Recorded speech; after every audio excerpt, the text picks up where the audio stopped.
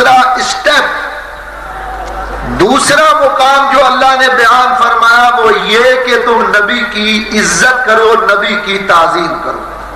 اب سوال یہ پیدا ہوتا ہے ایمان لانے کے بعد عبادت کا بھی تو ذکر ہو سکتا تھا کہ تم نماز پڑھو۔ اللہ حکم فرماتا کہ تم ایمان لاؤ اور اس کے بعد میرے لیے نماز پڑھو، روزہ رکھو، زکوٰۃ دو، حج کرو۔ اللہ نے عبادات کا ذکر نہیں فرمایا۔ ایمان لانے کے بعد دوسرا اسٹیپ اگر اللہ نے بیان فرمایا تو وہ یہ کہ تم میرے رسولوں کی تعظیم کرو، عزت کرو، توقیر کرو۔ اب ذرا غور فرمائیے، اس پر میں مزید وضاحت کے لیے قرآن کریم کی 2-3 آیتیں اور پڑھتا۔ اللہ تعالیٰ ارشاد فرماتا ہے ایک مقام پر، اللہ تعالیٰ ارشاد فرماتا وَتُعَزِّرُوهُ وَتُوَقِّرُوهُ، تم میرے محبوب یعنی محمد صلی اللہ علیہ وسلم کی تعظیم اور عزت کرو۔ دوسری آیت، یار ابھی تو میں نے اتارا تھا، دوسرے مقام پر اللہ نے ارشاد فرمایا، اللہ تعالیٰ ارشاد فرماتا فَالَّذِينَ آمَنُوا بِهِ وَعَزَّرُوهُ وَنَصَرُوهُ وَاتَّبَعُوا النُّورَ الَّذِي أُنزِلَ مَعَهُ أُولَٰئِكَ هُمُ الْمُفْلِحُونَ۔ اللہ فرماتا فَالَّذِينَ آمَنُوا بِهِ، تو وہ ایمان لائے اور وَعَزَّرُوهُ وَنَصَرُوهُ، اور انہوں نے رسول کی عزت کی اور اس کی مدد کی۔ اور پھر فرمایا وَاتَّبَعُوا النُّورَ الَّذِي أُنزِلَ مَعَهُ، اور اس پر اس کی اتباع کی، اس نور کی اتباع کی جو اس رسول کے ساتھ ہم نے اتارا۔ اولئک هم المفلحون، اور وہی لوگ ہیں فلاح پانے والے۔ 3 آیتوں سے یہ ثابت ہوا کہ ایمان لانے کے بعد اللہ نے اپنے نبی کی عزت اور تعظیم کا حکم فرمایا۔ معلوم ہوا اجروئے قرآن یہ بات ثابت ہوئی کہ اللہ پر ایمان لانے کے بعد، اس کے رسول پر ایمان لانے کے بعد سب سے پہلا اسٹیپ اور مقام اگر ہے تو وہ یہ کہ رسول کی عزت کی جائے، رسول کی تعظیم کی جائے۔ میں ایک دلیل دیتا ہوں، کتاب کا نام ہے یہ دلال النبوت، اس میں بھی موجود ہے، اور حافظ ابو نعیم کی حلیۃ الاولیاء۔ یہ واقعہ آپ نے پہلے بھی سنا ہوا لیکن مضمون سے متعلقہ ہے اس لیے پیش کرا۔ حضرت موسیٰ کا زمانہ ہے، ایک آدمی فوت ہوا، آپ کی قوم نے اس کو ہاتھ اور پاؤں پکڑے اور ڈنگا ڈولی کر کے لایا اور لا کر کوڑے پر پھینک دیا۔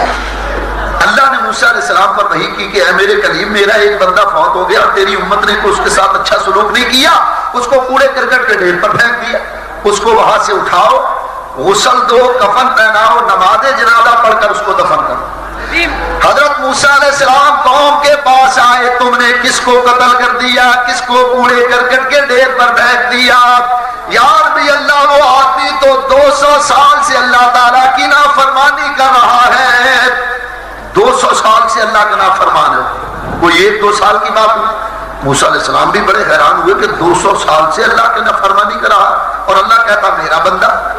آپ نے اس کو دفن کیا اور اللہ کی بارگاہ میں عرض کی، یا اللہ قوم تو کہتی ہے وہ 200 سال سے تیری نافرمانی کر رہا اور تو کہتا میرا بندہ۔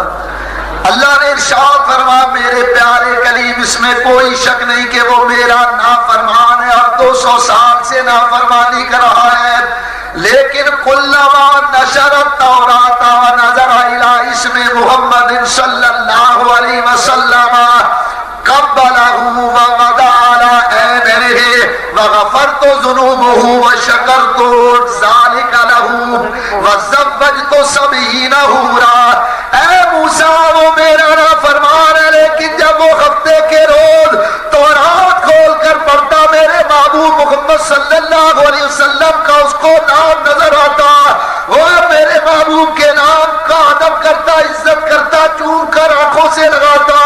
اس عزت کی وجہ سے میں نے 200 سال کے گناہوں کو بھی معاف کر دیا، اس کو جنتی بھی بنا دیا ہے اور 70 حوروں کو اس کے نکاح میں بھی دے دیا ہے۔ یہ ہے نبی کریم کی عزت کا فائدہ کہ جو نبی کی ناموس کا خیال رکھے، حضور کی عزت کا خیال رکھے، اس کو اللہ کی بارگاہ سے مغفرت کی بشارت۔ اب آئیے نبی کریم کی عزت اللہ کی بارگاہ میں کیا ہے، سنو بھائی بڑی توجہ کے ساتھ۔ اللہ تعالیٰ قرآن پاک میں ارشاد فرماتا عَسَىٰ يَبْعَثَكَ رَبُّكَ مَقَامًا مَحْمُودًا، اے محبوب ان قریب آپ کا رب آپ کو مقام محمود پر کھڑا کرے گا۔ سنو بھئی یہ مقام محمود کیا ہے؟ انشاءاللہ کبھی اس لفظ محمود کی تشریح پر تقریر کریں گے۔ مقام محمود سے مراد بعض علماء کے نزدیک مقام شفاعت، بعض نے لکھا مقام محمود سے مراد ایک نوری منبر ہے جو اللہ قیامت کے روز نبی کریم کو دے گا، بعض نے لکھا کہ مقام محمود سے مراد ہے لواء الحمد کا جھنڈا جو اللہ نبی کریم کو قیامت کے روز دے گا، بعضوں نے لکھا مقام محمود سے مراد ہے نبی کریم علیہ السلام کی رفعت ذکر کہ اللہ حضور کے ذکر کو بلند کر دے گا۔ بہرحال اگر مقام محمود سے مراد منبر لیا جائے، حدیث شریف میں آتا ہے حضور نے فرما قیامت کے روز اللہ تعالیٰ ہر نبی کو ایک نور کا منبر عطا کرے گا، مجھے بھی ایک منبر ملے گا۔ نبی کریم نے فرمایا لیکن میں اس منبر پر بیٹھوں گا نہیں۔ صحابہ نے عرض کیا رسول اللہ آپ کیوں نہیں بیٹھے؟ آخر نبی کریم نے فرمایا مجھے یہ خیال ہوگا اگر میں اس منبر پر بیٹھ گیا وہ مجھے اڑا کر جنت میں لے جائے گا، اگر وہ مجھے اڑا کر جنت میں لے گیا تو میری امت تو میدان حشر میں روتی رہ جائے گی، میں اپنی امت کی وجہ سے اس منبر پر نہیں بیٹھوں۔ امام غزالی رحمۃ اللہ علیہ نے یہاں ایک بڑا پیارا نکتہ بیان کیا۔ آپ فرماتے ہیں جب حضور اس منبر پر کھڑے ہوں گے نا، امام غزالی فرماتے ہیں جب یعقوب علیہ السلام یوسف علیہ السلام سے ملنے کے لیے آئے تو یوسف علیہ السلام نے دیکھا سارے مصر کے لوگ میدان میں موجود، فرمایا اے مصریو ان کو پہچانتے ہو یہ کون ہے؟ یا نبی اللہ یہ آپ کے ابا جان۔ میں کون ہوں؟ آپ ہمارے مالک۔ تم کون ہو؟ ہم آپ کے غلام۔ حضرت یوسف علیہ السلام نے فرمایا جاؤ آج میں نے اپنے ابا جان کے ملنے کی خوشی میں تم سب کو آزاد کر دی۔ امام جلا حضرت علامہ ملا معین کاشفی نے ماتم نبوت میں لکھا بالکل اسی طرح قیامت کا روز ہوگا، حضور جب اس منبر پر کھڑے ہوں گے اللہ فرمائے گا میدان حشر میں جمع ہونے والوں یہ بتاؤ کہ میں کون ہوں؟ یا اللہ تو ہمارا خالق و مالک ہے، تم کون ہو؟ یا اللہ ہم تیرے بندے ہیں۔ یہ کون ہے؟ یا اللہ یہ تیرے محبوب ہے۔ اور اللہ فرمائے گا میدان حشر میں جمع ہونے والوں آج میرا محبوب میری بارگاہ میں موجود ہے، جب آج میں نے اپنے محبوب کے ملنے کی خوشی میں تم سب کو جنتی بنا دیا ہے۔ نعرہ تکبیر، نعرہ رسالت۔ یہ ہے اللہ کی بارگاہ میں نبی کریم علیہ السلام کی عزت۔ ایک آیت دوسری آیت ایمان سے بتانا بھی میری بات کی توجہ سننا۔ ہم نماز پڑھتے ہیں، روزہ رکھتے ہیں، حج زکات عمرہ نیک کام کرتے ہیں، کس لیے؟ کہ اللہ راضی ہو جائے۔ بولو یہ سارے نیک کام ہم اسی لیے کرتے ہیں کہ اللہ راضی ہو جائے، اللہ کو راضی کرنے کے لیے۔ لیکن کمال عزت یہ ہے کہ اللہ اپنے بندے کو راضی کرے۔ چنانچہ ذرا دیکھو حضرت موسیٰ علیہ السلام کو جب اللہ نے تورات عطا فرمانی چاہی تو اللہ نے فرمایا اپنی قوم کے 70 آدمیوں کو لے کر کوہ طور کے پاس آ جاؤ۔ آپ 70 آدمی لے کر آئے، ان کو پہاڑ کے قریب چھوڑا، خود پہاڑ پر آ گئے۔ جب آپ پہاڑ پر آئے تو اللہ نے قرآن میں فرمایا ما آجلک عن قومک یا موسیٰ، اے موسیٰ تو اپنی قوم کے لوگوں کو چھوڑ کر جلدی سے پہاڑ پر کیوں آ گیا؟ قال ہم اولائی علی اثری، یا اللہ وہ میرے پیچھے پیچھے آ رہے ہیں۔ واجلت الیک رب لترضی، اور یا اللہ میں تیری بارگاہ میں جلدی سے اس لیے آ گیا کہ یا اللہ تاکہ تو راضی ہو جائے۔ غور کرو کلیم اللہ وہ ہے جو اللہ کو راضی کرنا چاہتے ہیں، اور حبیب اللہ وہ ہے کہ جن کو خود اللہ راضی کرنا چاہتا ہے۔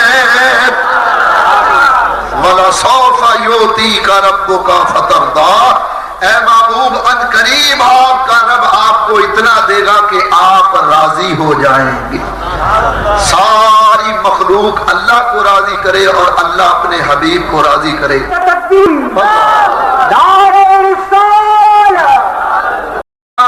اللہ فرماتا فَلَا وَرَبِّكَ لَا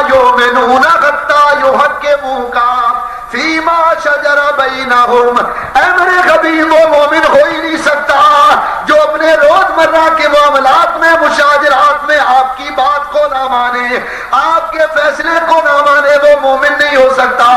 गौर करो, जो नबी की बात को ना माने वो मोमिन नहीं हो सकता, तो जो नबी की जात को ना माने भला वो किस तरह मोमिन होगा। ये है नबी करीम की इज्जत हजरत फारूक आजम के नजदीक। सहाबाए किराम नबी करीम अलैहिस्सलाम का अदब किया करते थे, ताजीम किया करते थे। हजरत अलीउल मुर्तज़ा का तो ये हाल था कि आपके मकान के दरवाजे जो थे वो लकड़ी के थे। मुल्ला अली कारी ने लिखा कि जब ये आयत नाजिल हुई, या अय्युहल्लज़ीना आमनू ला तरफ़ऊ अस्वातकुम, आपने बड़ई को बुलाया, अपने मकान के लकड़ी के दरवाजे खुलवा दिए। बड़ई को कहा कि जाओ मैदान में चले जाओ, ये दरवाजे ले जाओ और वहां मैदान में बैठकर पहले कपड़े के कीवाड़ वहां बनाओ और उसके बाद लाकर मेरे मकान में लगा दो। लकड़ी के कीवाड़ निकाल कर कपड़े के कीवाड़ बनाकर दरवाजे में लगाए। किसी ने पूछा, ऐ अली आपने लकड़ी के दरवाजे क्यों निकलवा दिए, ये कपड़े के बनाकर क्यों लगाए? आपने फरमाया मेरे मकान के साथ ही नबी करीम का मकान है, वरना अगर मैं अपने मकान का दरवाजा बंद करूं और उस दरवाजे के बंद करने की आवाज नबी करीम की आवाज से बुलंद हो गई तो मेरे तो सारे अमाल बर्बाद हो जाएंगे। इतना अदब हजरत अलीउल मुर्तज़ा, इतनी इज्जत नबी करीम की करता। और खुदा की कसम खाकर कहता, जो लोग मदीना तैयबा गए वो मेरी बात की गवाही देंगे। आज भी नबी करीम के रौज़ा अक़दस की जो मवाज़ शरीफ की जो जालियां है ना, मवाज़ शरीफ, उसके ऊपर आज भी ये आयत लिखी हुई है कि ए ईमान वालों, खबरदार अपनी आवाजों को नबी की आवाज से बुलंद ना करो। मेरा तजर्बा है, गुज़िश्ता 2 साल पहले मैं उम्रे पर था, मैंने अपनी आंखों से देखा है रमजान में बड़ी भीड़ होती है। फजर के बाद ज़ियारत के लिए जाओ, हजारों आदमी मस्जिद नबी में मौजूद होते हैं, लेकिन वल्लाह किसी की आवाज भी नजर नहीं सुनाई नहीं देती। अगर वहां पर सुई गिर जाए तो उसकी आवाज आप आसानी से सुन सकते हैं। इतनी खामोशी। और वजह क्या है?